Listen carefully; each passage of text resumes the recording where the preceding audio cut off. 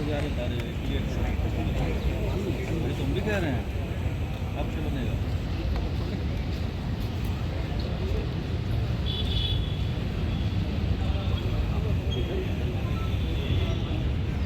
बोल दो भैया।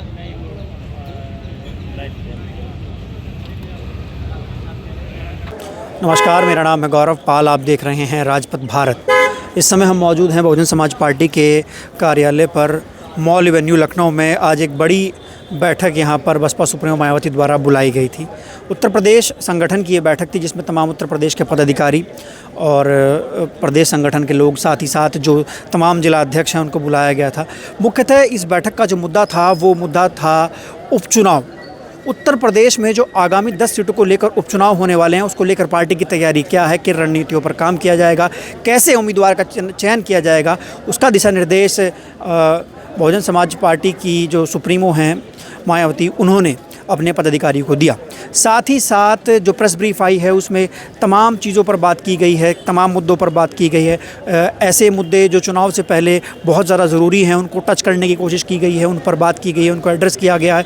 जैसे बेरोज़गारी का मुद्दा है उत्तर प्रदेश में, जिस तरीके से बाढ़ को लेकर मुद्दा, और सबसे बड़ी बात जिस तरीके से नज़ूल की जो ज़मीनें हैं जिसको लेकर सरकार जो है वो बिल लेकर आने वाली है, उसको लेकर बसपा सुप्रीमो मायावती ने साफ़ तौर पर दिशा निर्देश दिए हैं और कहा है कि सरकार जो दखल अंदाज़ी कर रही है नज़ूल की ज़मीनों को लेकर, उसको लेकर भी साफ तौर पर कहा गया है। उसका विरोध जो है बसपा सुप्रीमो मायावती ने अपनी इस बैठक में किया है। साथ ही साथ जो बड़ा मुद्दा जिसको लेकर चर्चा बहुत ज़्यादा हो रही है, बीएसपी सुप्रीमो जो हैं वो तमाम मुद्दों पर चर्चा करती हुई दिखाई दे रही है, नज़र आ रही हैं। वो है SC ST आरक्षण में जो कोटे का फ़ैसला है, जो वर्गीकरण का फ़ैसला है, उसको लेकर जो चर्चा हो रही थी उसको लेकर कल यहाँ पर एक बड़ी प्रेस कॉन्फ्रेंस भी हुई थी। बीएसपी सुप्रीमो ने कहा कि सरकार की मंशा साफ़ नहीं है। जिस तरीके से सरकार ने कहा है कि फ़ैसला वापस ले लिया जाएगा और वो फ़ैसला वापस इसी सत्र में क्यों, उस पर संशोधन क्यों नहीं लाया गया, क्यों सत्र जो है वो 2 दिन पहले ख़त्म कर दिया गया, उस मामले को लेकर भी यहाँ पर बड़े दिशा निर्देश दिए हैं और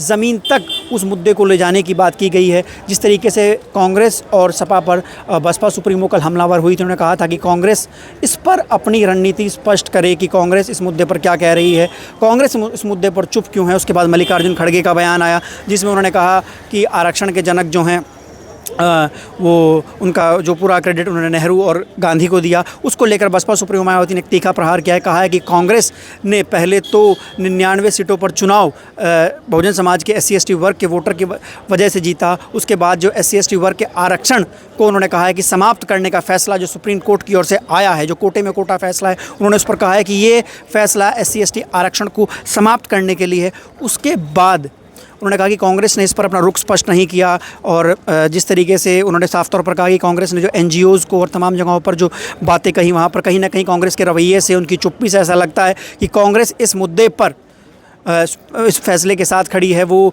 SC ST आरक्षण को समाप्त करना चाहती है और जो क्रेडिट की बात कही आरक्षण को लेकर, नेहरू गांधी को आरक्षण क्रेडिट देने की बात की, उन्होंने साफ तौर पर कहा कि आरक्षण के जनक जो हैं वो बाबा साहब भीमराव अम्बेडकर हैं। कांग्रेस पहले भी बाबा साहब के खिलाफ इस प्रकार की साजिश कर चुकी है, उनको चुनाव हरवाया गया, उनके खिलाफ तमाम चीज़ें की गई और अब ये नैरेटिव फैलाया जा रहा है कि आरक्षण के जो जन्मदाता हैं वो नेहरू और गांधी जी हैं। इस तरीके से तमाम तरीके से बातें की। नज़ूल को लेकर बहुत तीखी तरीके से बसपा सुप्रीमो मायावती ने, बहन जी ने कहा है कि दखल अंदाजी ना करे सरकार इस मुद्दे पर और साफ़ तौर पर जाहिर है कि इन्हीं मुद्दों को लेकर, खासकर SC ST वर्ग के मुद्दे को लेकर, आरक्षण के मुद्दे को लेकर बसपा अब ज़मीन पर जाएगी और जो चुनाव हैं उपचुनाव उनको बड़ी मजबूती से लड़ने की बात की गई है। साथ ही साथ 99 सांसद होने के बाद कांग्रेस इस पर चुप रही, उस पर भी बसपा सुप्रीमो मायावती ने मुखर होकर प्रहार किया। साथ ही साथ कहा कि जिस प्रकार से उत्तर प्रदेश में इस समय